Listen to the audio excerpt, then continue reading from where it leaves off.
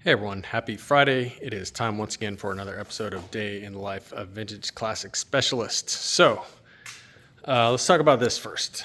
If you saw the thumbnail, you know that we have once again been foiled, and this seems to be a pattern here.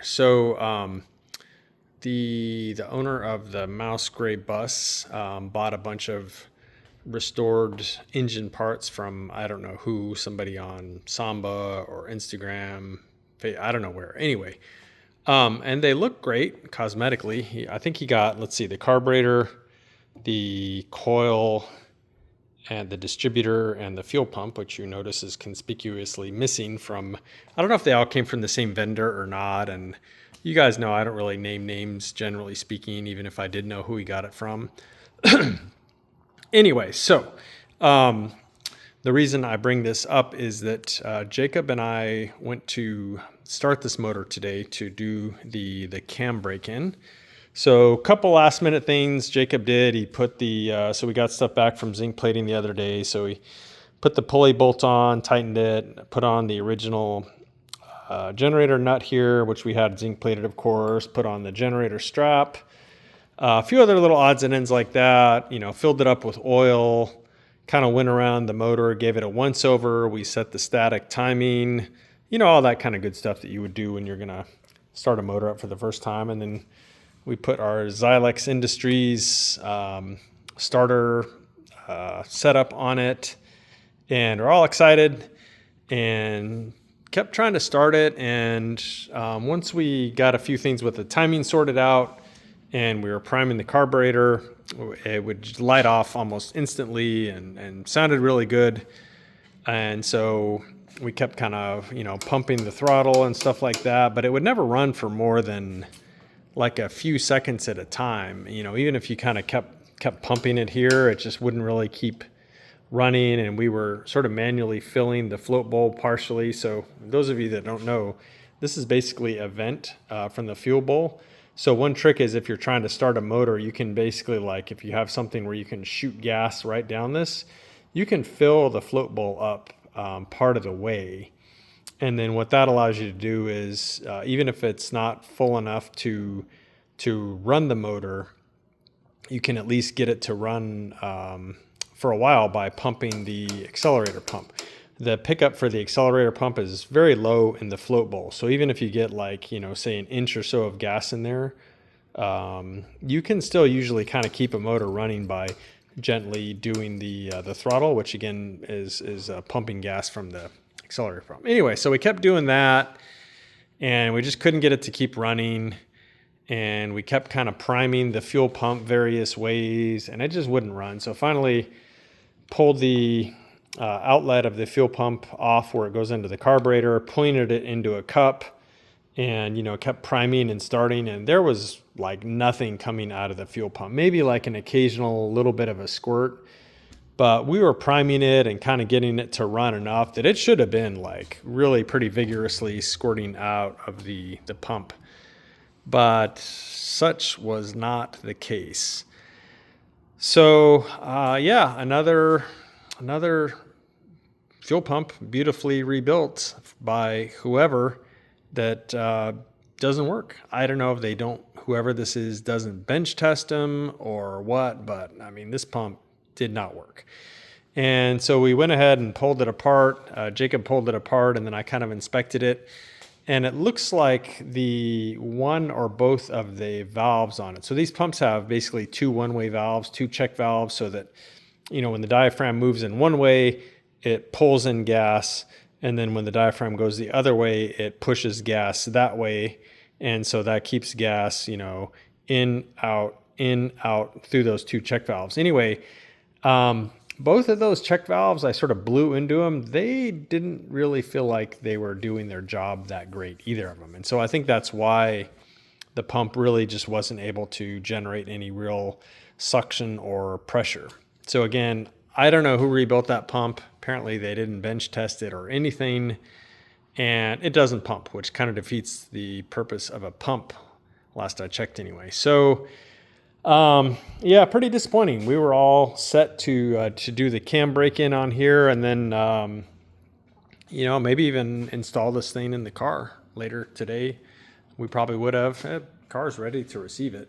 Or at least, like maybe by Monday, just go ahead and let it cool off and do the oil change, adjust the valves and stuff all on the stand. Yeah, so realistically, we probably would have put it in Monday after doing those things. But anyway, yeah, Jacob was excited because he took this motor from long block to how you see it here, of course, under my supervision, and did a great job. So yeah, he was actually pretty stoked to hear it running and do the cam brake in. But then, yes, we were thwarted once again by parts that internet experts rebuilt, and I'm sure the customer paid good money for his pump, but I don't know. Hopefully the carburetor is good. And again, I don't know if the same guy rebuilt all this stuff or what, but you guys remember the Patina 67 Beetle that we just sent off? That's our viewer James. His kind of similar situation. His fuel pump had a push rod in it that the guy, whoever built it, provided that was way too long. The thing was putting out like 15 PSI. Sorted that out, and then that pump was leaking pretty bad. So again, another internet fuel pump experts pretty much built a pile of garbage. And then again, that Beetle, the black ragtop Beetle that was sitting over here for quite a while, that one, same deal. I think it was a carburetor off some expert carburetor rebuilder. I think this guy was actually on eBay, and it was totally useless and had to be gone through a couple times before we finally got it to run good. So I don't know, guys, buyer beware with some of this stuff.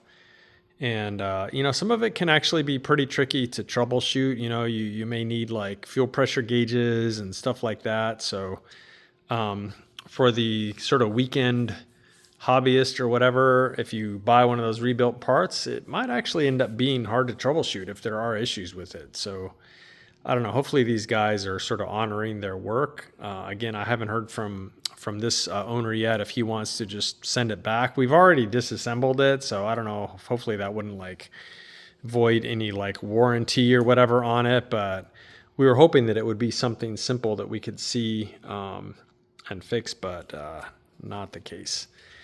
So anyway, guys, yeah, that was pretty disappointing. So that's kind of it for the story for this one for today. So sad face for that. The Speedster replica is in our little body shop here next door right now, getting polished. And he's going to finish it up in the morning, Saturday, where him and I are both going to come in for a few hours. He's going to finish polishing that up. And let me tell you guys, the polish job on this thing is taking that car from, I would say, like a 20-footer as far as like how bad it was, maybe even 30. I don't know. It had a lot of scuffs and scratches. That car is going to be a solid 5 to 10 footer now, I think, as far as like how well the paint polished up and stuff. You guys are not going to believe it. My body guy, paint body guy, he's fairly magic, and so it's going to look amazing. You guys will see on tomorrow's episode when I show that thing with the freshly polished paint, and I think you'll be pretty amazed, and I think the owner's going to be really happy. So that brings us to this one, the 62 green custom Beetle here. I don't think I mentioned on yesterday's video, but I think I replied to some people's comments. The owner here actually decided to keep the air ride system. I really kind of tried to talk him out of it, but he's got a friend who is supposed to be helping him out with his car who says he can, I don't know, essentially like re-engineer the air ride system and get it working. And so the owner wants to do that. So those guys are kind of on their own with that. I'm not going to touch the suspension, the air ride system. I'm not going to convert it to static. They want to give it a go, then that is certainly their choice, although I pretty strongly recommend it against it. But again, his car. So I wish them all the success in the world with getting this air ride system to work. So that having been said, I started wiring the car today, and I went ahead and pulled the main harness from the back to the front, and pretty much got the back, the back lights are all wired up now. So there's the right indicator, left indicator there. The rest of it gets hooked up after the engine's in for the most part. The other thing I did back here was he does want to put a chrome firewall in, and I guess I'm assuming it also comes with the side pieces. I haven't looked at one of those in a while, but I don't remember if they cover this area down here or not, and maybe it depends on the brand or whatever, but this area here, the shelf, was disgusting on both sides.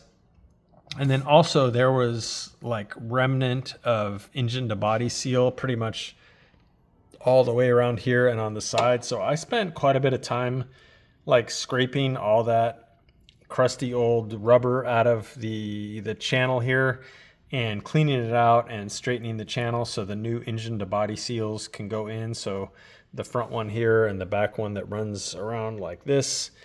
And then went ahead and applied fresh undercoating to these areas here in case they do show somewhat once the chrome covers are in.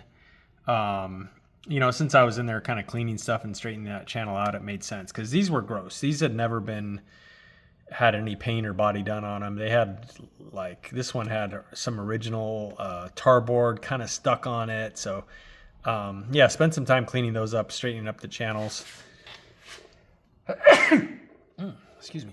And then, yeah, did a little bit of wiring back here. And then I went ahead and cut his headliner there. And luckily the original dome light wiring was there, so I used it to pull the new dome light wiring through. And then likewise used the original wiring harness to pull the new wiring harness through, so you can see that here, and pretty much hooked it up to everything except the speedometer, which I don't have yet. And then went ahead and started installing the headlight harness. So on the driver's side, the headlight harness also has like the brake light harness, and also goes down to the foot switch for the high-low beam. So a bunch of stuff going on this one, and then of course runs to the front headlight bucket. And then likewise the passenger side, which pretty much just supplies the passenger side headlight and running light, city light, whatever you want to call it. So yeah, I got all that stuff in. I need to look in the car. I don't think it's in there, but I need to also get him in addition to a speedometer, I need to get him a turn signal stock. I don't believe that there's one in here anywhere. I don't think there's one in here, but anyway, yeah, so still got a few electrical components I got to get. And then this whole mess here, since he wants to retain the airbag system, I need to figure out what's related to the airbag system, and then I'm just going to leave it alone. And then part of the wiring here as well, I believe, is for the stereo system, these huge cables like you see here. I don't know how many gigawatts or whatever the stereo system is, but it's got some wires in it like the size of my thumb, supplying the the ground and stuff. So yeah, I got to figure out what all in here is stereo, and then leave it alone, and then remove all the original wiring for the car itself, so you can see some of that wiring still here. But yeah, the wiring for the stereo and the air ride system, I'm just going to leave that alone. That's going to be up to those guys. But my goal is to get all the stock wiring system working, and then pretty much it's going to be up to those guys to figure out all the air ride wiring and stereo wiring and stuff like that. So I did pull one of his headlights out, and it does have an LED headlight in it. And it also seems to have like a halo around it that has kind of a weird connector that I'm not used to on it. That would be this. And this was connected to this box. Let's see, where is it? This box right here. So I need to do some research and see what this thing is and if it can even be used, and furthermore, like how to wire it up. There's a wiring harness for it here, so I need to figure out what that's all about. I'm hoping that maybe what I can do is I can use that that halo in there as the turn signal. If not, if that doesn't work or I can't get it to work, then I'll just sort of ignore the halo and then use the city light. Will be the turn signal. Not ideal because when the headlight's on, it sort of drowns out that little bulb, but you know, I kind of have to work with what I have, so do my best to at least make it, you know, street legal or whatever, and functional as far as turn signals and stuff. So guys, that seems to be it for today. And like I said, I'll be in tomorrow, probably about half a day. So do please look for an episode tomorrow afternoon or tomorrow evening, and you will see the freshly polished Speedster replica in here. And you'll probably also see some more wiring progress on this. And that's probably about all I do. Probably only spend 3 or 4 hours here tomorrow. So thanks again for watching, guys. Appreciate all the likes, comments, and views and all that good stuff. So thanks again, and we'll see you again tomorrow. Bye.